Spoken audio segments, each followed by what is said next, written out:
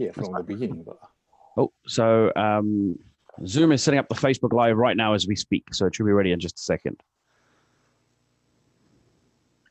webinar is now streaming live on Facebook. Right. Okay. So it looks like we are officially live on Facebook, if I'm not mistaken. Awesome. So just waiting for the video live feed to be kicking in. Bear with me 1 second. Okay, it's showing live, is it? Because it's not showing on my screen. Showing live for you, Kevin? It's gone. It does say we're live on Facebook. So hopefully if we're live on Facebook and you can see me, please give me a quick nudge in the chat. Apologies for the little bit of a delay. We've been essentially trying to do a couple of bits in the background here. We're running it straight out of Zoom, which is the first time we're doing this. So it's very, very cool. So yes, so it looks like we're live on Facebook. So for those of you that are on, just want to say a quick hello. Please do give me a hi or a thumbs up or something, just so I can see you guys there. I'm obviously struggling to see exactly where we're at on my end. Kev, could you possibly drop your laptop up with a Facebook Live up here, just so I can see everyone's comments? I can't see the Facebook Live here either. Kevin's managed to find it, which is amazing. So thank you, Kevin, for being a rock star as always. Super cool. So I just want to first of all kick off with saying thank you very much, each and every single one of you, for tuning in today's Facebook Live. Today we're going to be having a bit of an interview with Taro, my business partner and cohort. So I just want to open up with saying, hi, Taro. How's it going? I'm good. I'm very well. Thanks, Rich. Good, man. Good. Good to catch up. And obviously you're in sunny Manchester, catching Absolutely. up a long, long way away. But it's super cool to catch up with you, man. Obviously, we're going to get a lot of comments in the chat in the background. Don't worry too much. I will read them out as they come through, as I can read them. We've got a few chats from Colin, Ajvinda, and Kevin just saying hi. So hi, guys. Super cool to see you. I actually want to open up with asking you essentially just, Taro, tell us a little bit about you. Tell us a bit of your background, where you're from. So yeah, like I think it'll be useful so everyone gets a bit of background as to who you are. So if you don't mind, that would be awesome, please, man. Yeah, I'll be quick, as Rich likes talking so long, so that will make up our partnership anyway. But I'm originally from Japan, as you can hear from my accent. I'm not really a native English speaker. I moved to Manchester, UK back in '98, so I've been here for nearly 22 years now. Wow. Yeah, and then when I first came here, I discovered my love of sports squash, and while I was learning English, I kind of fell in love with the squash and started skiving classes and then just playing more squash than learning English. Hence, I still got heavy accent, I think.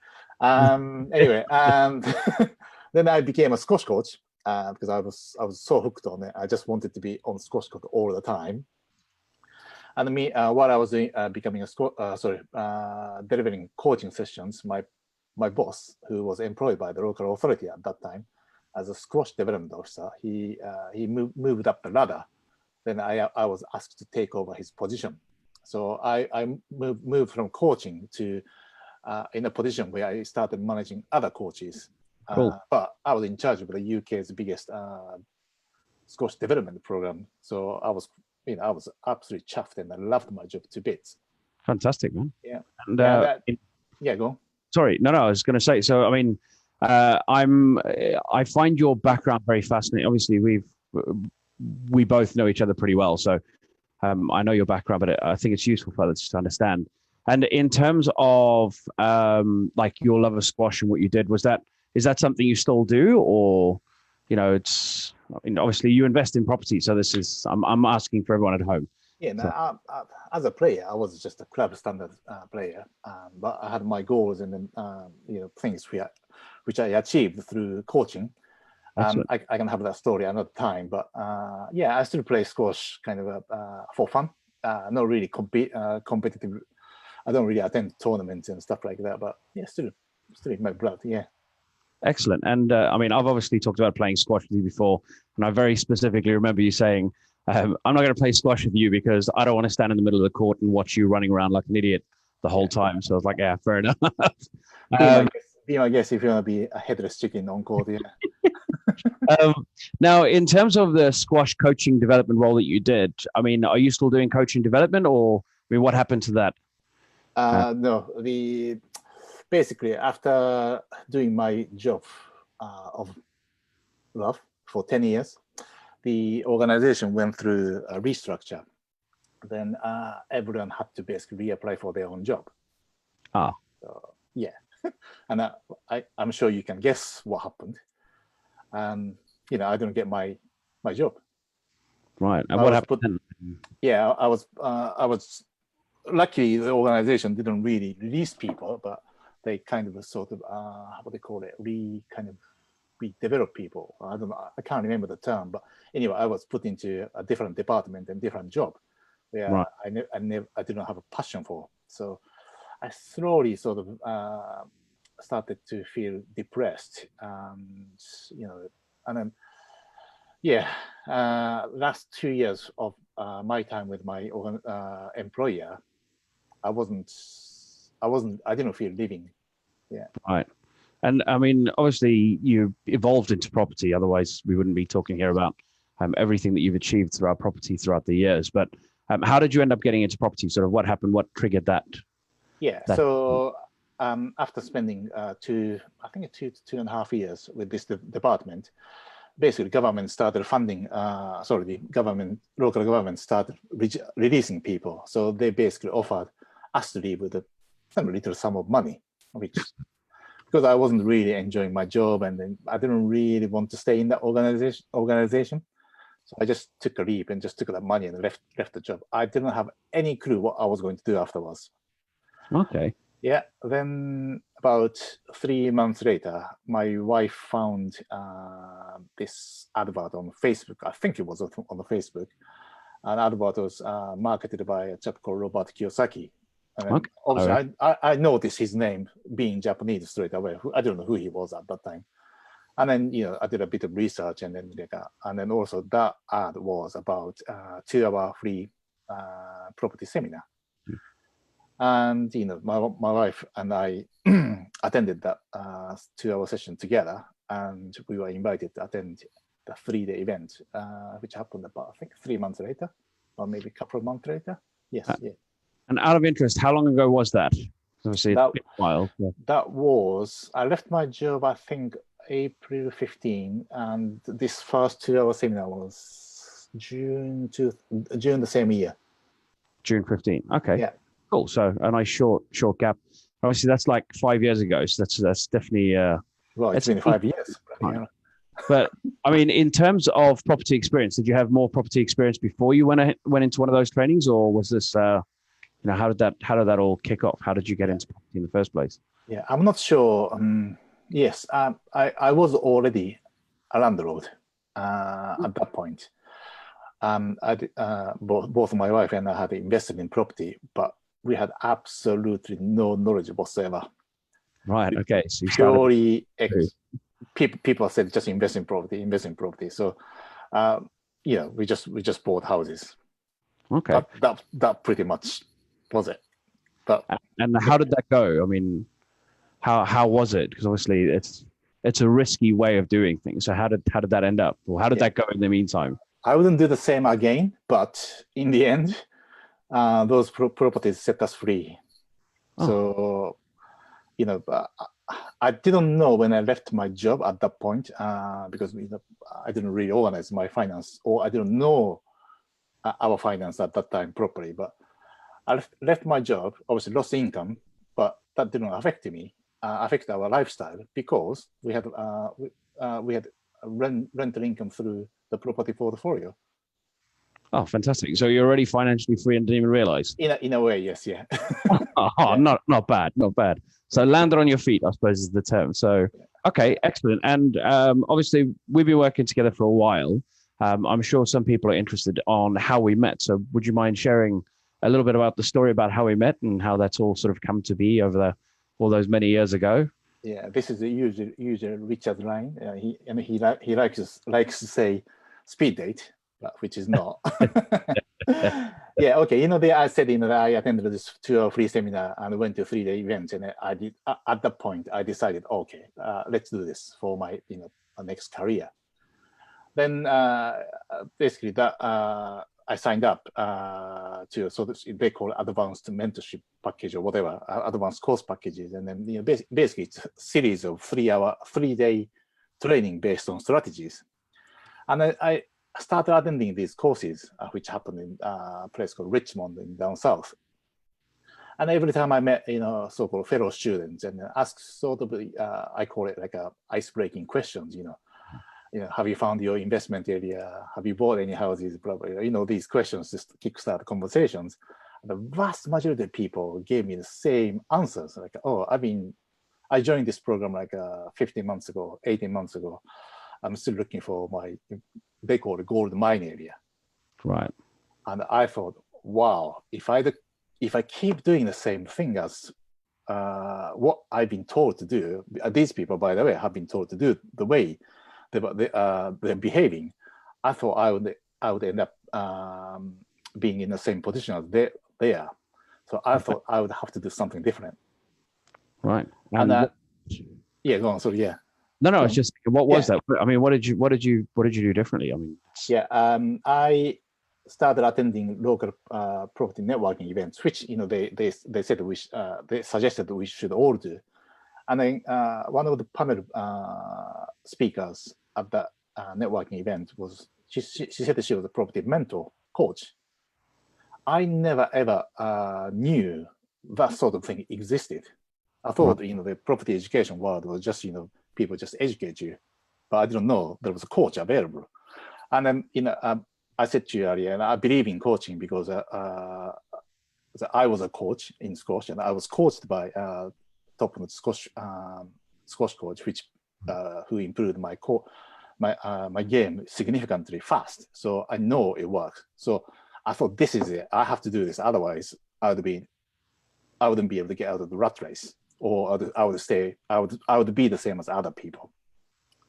She turned out to be, she knew, she was an HMO specialist, and that was a strategy I picked I would do because I'd already had buy-to-let portfolio at that time, and I didn't. What is HMO? Just for those at home that don't know what that. Yeah, HMO it's a bit like student accommodation. So you rent out a room. You rent out a room by room basis in a house, or could be a large place, instead of renting out the whole house. So income is a lot higher, but there is a lot of stress and risk come with it. But we can talk about it another time. Yeah, I'm sure. Okay, and how did everything go from there? Because obviously you now had a mentor, you were underway. How did everything go? Talk us working with her, I managed to find a deal about I think it's just 3 months in. Okay. Unfortunately, that deal fell through because it was a reposition. So someone gazumped me a week before we were scheduled to exchange. And I looked at the figures and then reoffered, but I had to give up. Right. And then I managed to find another deal about 3 months later. But at that point, I saw Richard's advert on Facebook. His advert was, I've got 4 deals. Basically, Richard was looking for either cash investors to fund these deals, or someone to work with. And I said, the first thing I thought was, bloody hell, when I joined this property training education, they all said to us, you find loads of deals. We teach you how to find deals, and in the end, you end up having too many deals so that you can't, buy them all. That wasn't the case. But in reality, Richard was advertising 4 deals, and then I thought, this guy must be doing something different from what he was just taught. And then basically I approached Richard on Facebook, and then we had a proper chat afterwards, and then decided to work together. Yeah. And what's the different method being used that it works out to being effective in finding so many deals? Yeah, if I have to summarize in one word or a short sentence, it's a system. His lover is a spreadsheet. But the but the first time I saw his spreadsheet, I couldn't believe how many formulas were in that spreadsheet. And wow, this guy must be a super geek. And then, but I asked a few questions about this spreadsheet. Why do you need these figures, and why these formulas have to be in these places? And then that all made sense. Yeah. And then basically, Richard's he's an engineer, so he can convert. How can I say, like what's the word I'm looking for? Things you have to do basically into numbers. So in a way, you just follow the numbers that appear in the spreadsheet. You basically you'd get the answer. So that's how sort of that spreadsheet was formulated. Okay, and I mean, obviously, concepts. Sorry, yeah. Richard's spreadsheet. He's good at putting concepts into numbers. Yeah. Perfect. And obviously, since doing that, you've started a couple of other businesses, many businesses, and done a lot of other stuff. I wish it had been just a couple. Okay, I mean, in terms of obviously the businesses and stuff you've done since, so what's some of the highs and lows, or what's some of the wins and learnings that you've taken from those businesses over the last last few years? Yeah. I mean, it's kind of funny. Like we teach people to stick to one or two strategies. That's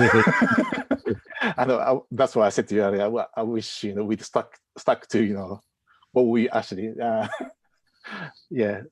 preach what you teach, or whatever the phrase you've got.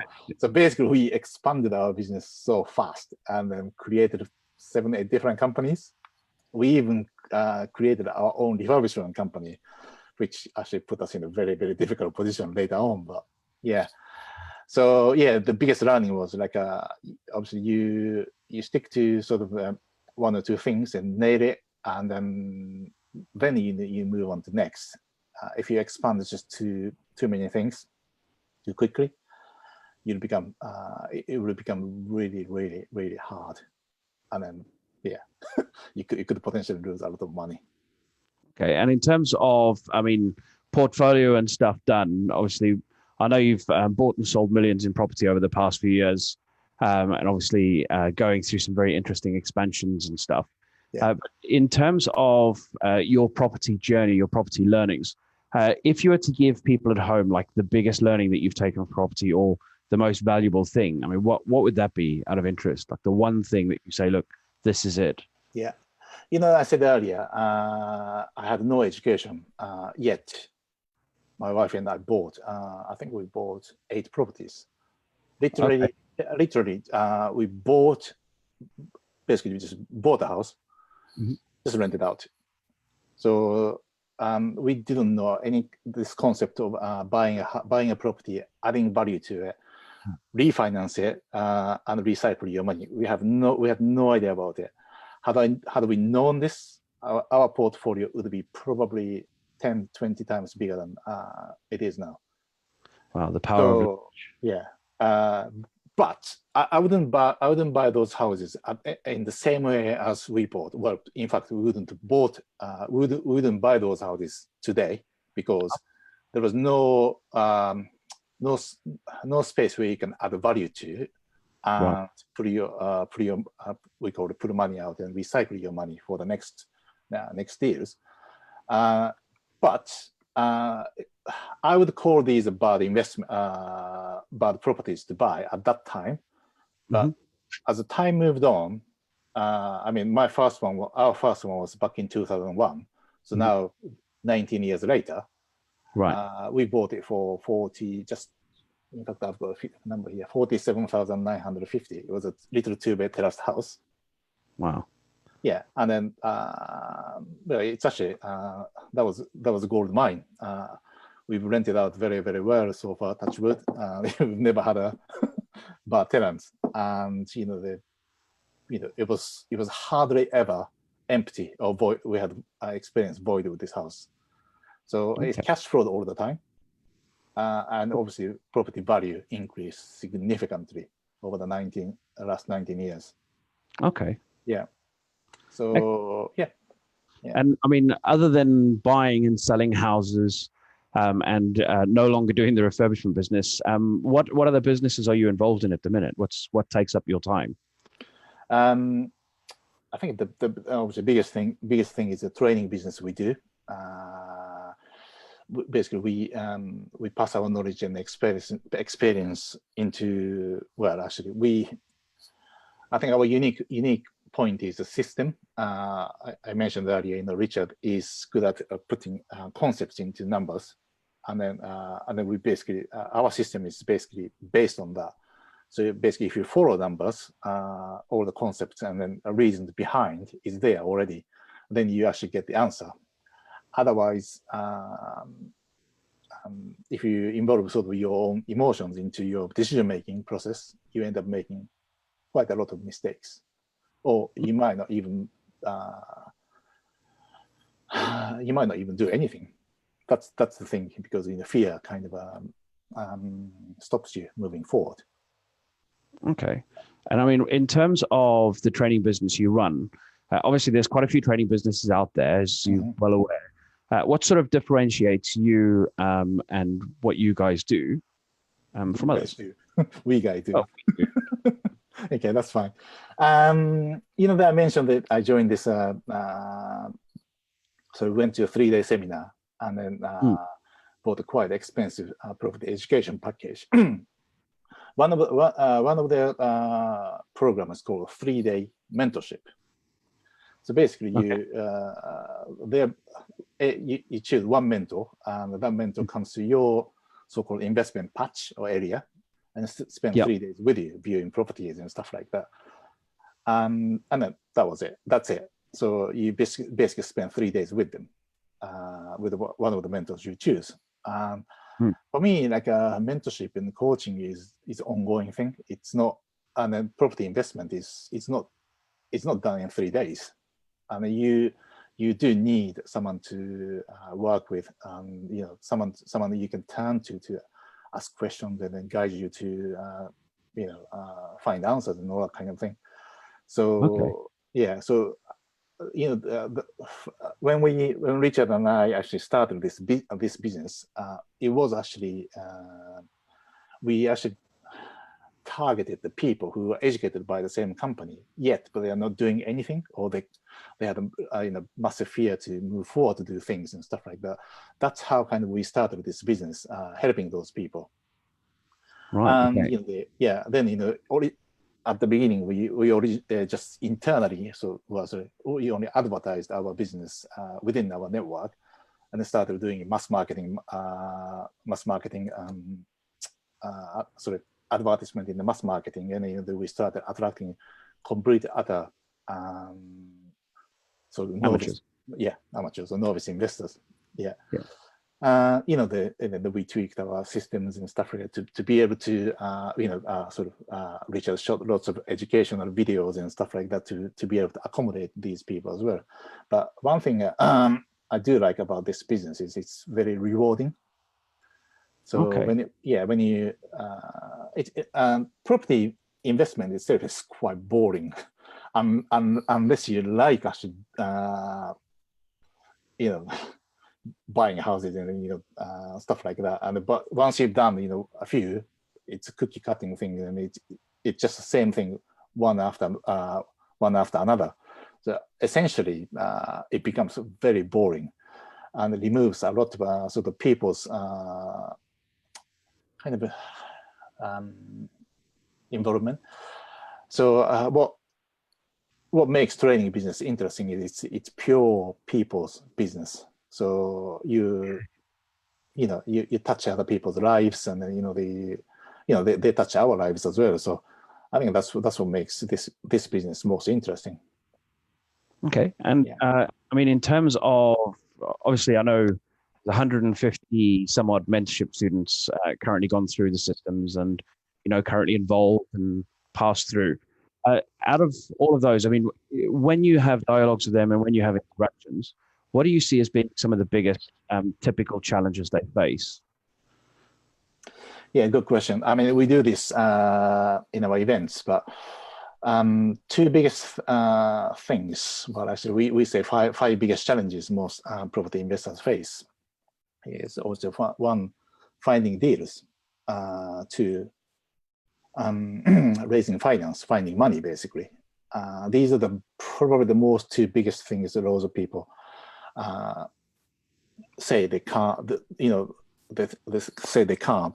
To be honest, when I learned how to invest in property, they taught us to raise money using other people's money, which is called OPM in this industry. I never, ever, ever, ever thought I would be able to do that. Never. Okay. I thought, never. But to cut the long story short, both Richard and I have raised quite close to £2 million, between £2 and £3 million. We don't know exactly how much. And some of the, you always start from sort of your close network, your family and friends and stuff like that. And then I've raised, one example I can give you is I raised 70 grand from a person I just met once. And okay. High net worth, but yeah. So. Yeah. I mean, we have raised, well into six figures from one entity or one person as well. But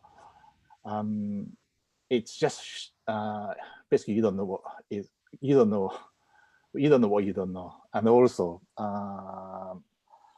I didn't believe I would be able to do it. But if you follow the steps and if you actually take action from your knowledge, it actually does happen. That's the biggest thing, isn't it? Yeah. Excellent. Yeah. And I mean, in terms of everybody out there who's watching this, or people who watch this recording, or people who are just interested in property that might come across this, if you were to say what's the biggest tip you can give them? Like the biggest tip you can give them on moving forward, on changing their lives and building their portfolio. What's the one biggest thing? If you were to say anything that you could say to the entire world, what would it be? Don't do it yourself. As I said, it is a quite lonely business. If you work on your own and if you hit the barrier, even go into pitfall and stuff like that, make mistakes and lose money or whatever, you'll probably give up. If you give up this, you won't be able to move forward from that point, and you'll probably never go back either. But if you fit into the right community or right mentor and coaches, I mean, for me, as I said, having a coach or mentor is a must thing for anything I do anyway. If I want to improve in anything, that's something I thoroughly recommend you do. Education, gaining knowledge is important, but in this world now, there's too much information out there, and almost it's too much to confuse you. That's the problem about this property education. I said I signed up to this advanced package. Basically, they taught me like 6-7 different strategies. Every time I went to another course, like, oh, I do this one. Next one comes up in 2 months later. I'll do this one because it looks more lucrative.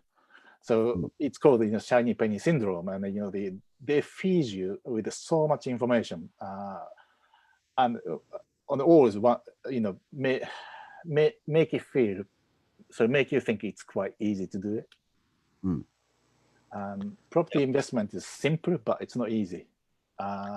This is the reason why I said to you, if you work alone, likelihood is you are likely to give up at some stage.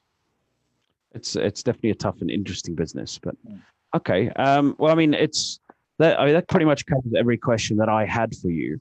And it's been fascinating to be able to talk to you about this. I'm sure there's some people at home that might have some questions for you. So if you guys have got any questions that you'd like to ask either myself or Taro about background, about property, about anything like that, please do post it. I'm going to grab the laptop in just a second because the posts are coming through there. That's where I'm looking at the Facebook Live. Unfortunately, Zoom doesn't show the Facebook Live in here. I can see the posts.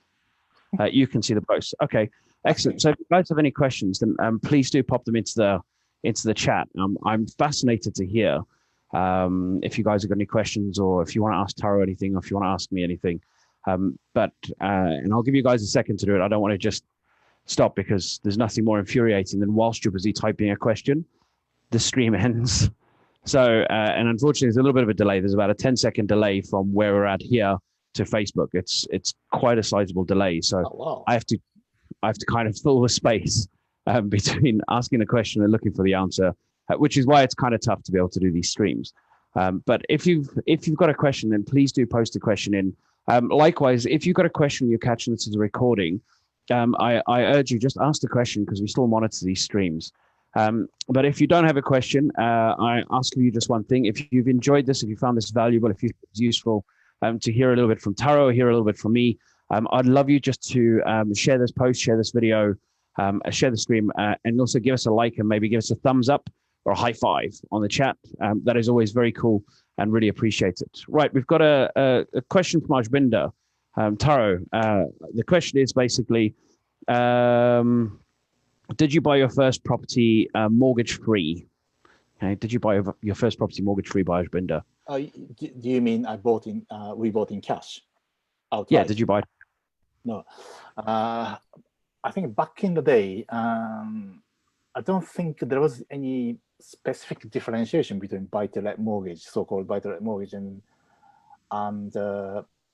homeowner's mortgage. To be honest, I can't remember, because it was 19 years ago. I'm sure we bought, we definitely bought it with a mortgage, but I don't think it was an interest-only mortgage. I'm pretty sure it was a repayment mortgage we bought it with. But since then, we have refinanced once, and then now the particular house does have a buy-to-let mortgage. So when we refinanced it back in 2000, I think it was 7-ish. Basically, that it was a stupid thing. Just pre 2008 crash, I went out the shopping spree and bought 6 houses over market value. But anyway, so what was the question actually? So it wasn't. Did you buy it for cash, or did you buy it? Yeah, I didn't buy in cash. I bought it with a mortgage. Yeah.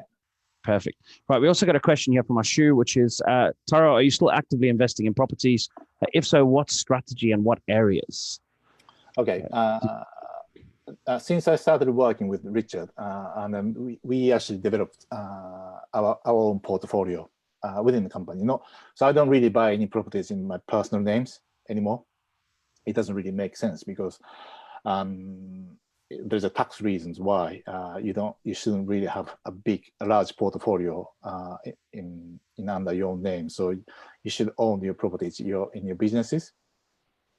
So, and then Richard and I worked and we brought more partners in and created a fairly large portfolio quite fast. And we moved into sort of development, started buying commercial properties and then converting them into residential uses. That's what we were doing. But now we are more sort of into technology side of the business.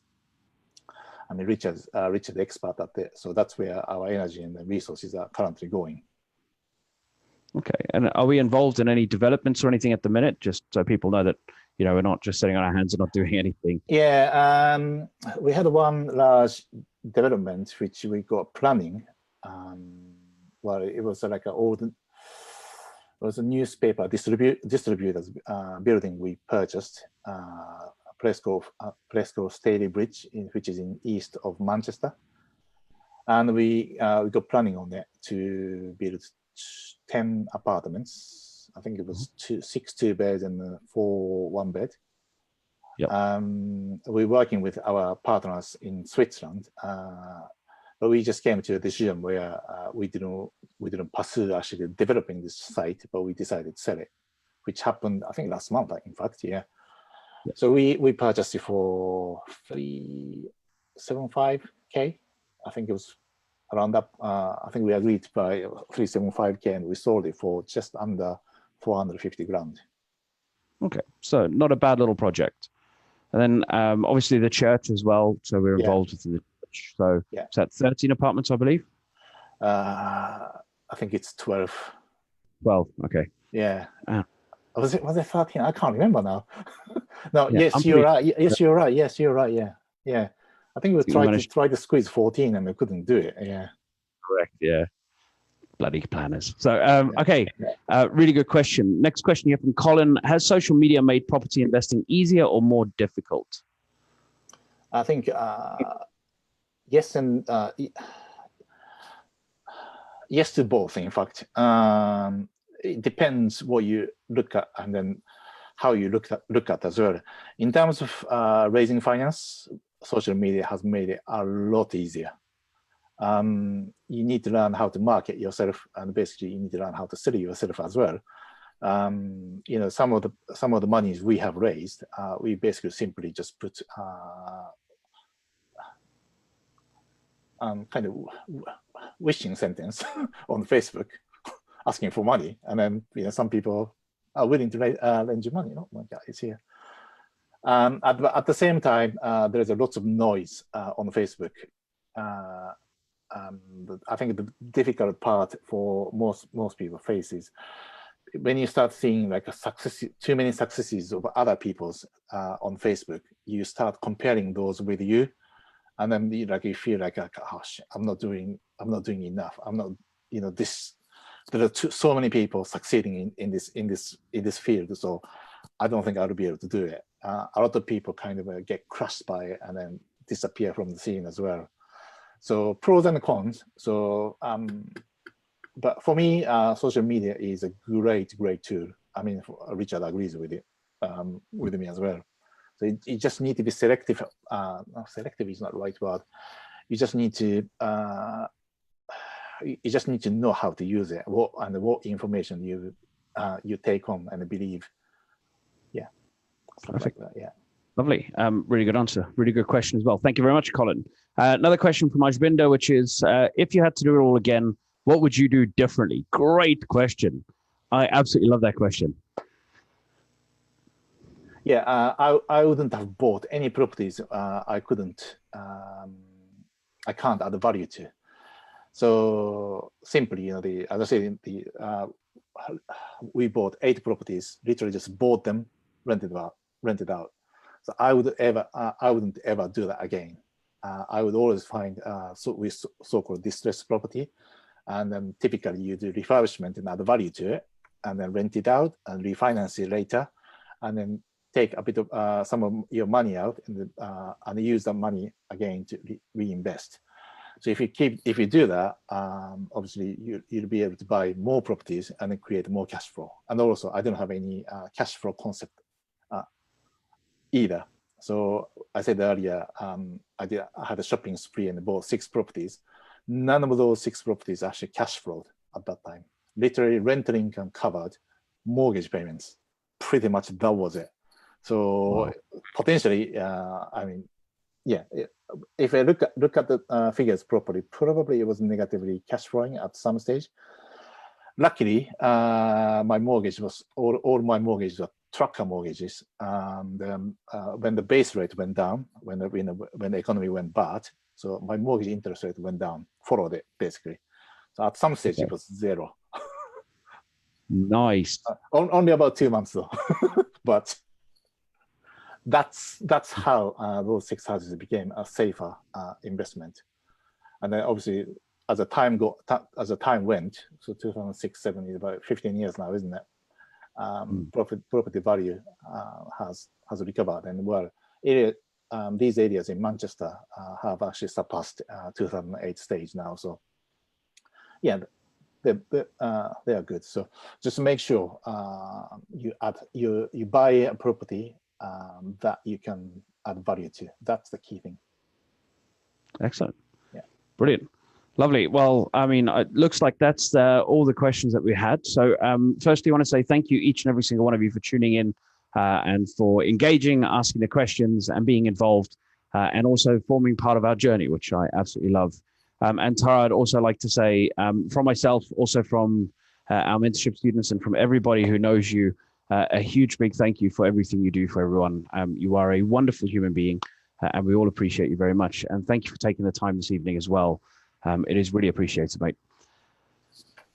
Oh. Aggie There's voice so many is jokes. There's so many jokes. I'm going to stop. But yeah, thank you, man. Really appreciate it. And I hope you have an amazing night. And I look forward to, well, obviously we're running the event this weekend. So anybody who wants to attend, we're running a 3-day event live this weekend, absolutely for free. There's a registration link that hopefully one of the team will drop into the chat. Please get yourself booked in. I look forward to seeing you at the training. I hope you have a wonderful week. Thank you very much for your time. And I look forward to seeing you all again very soon. Cheers, guys.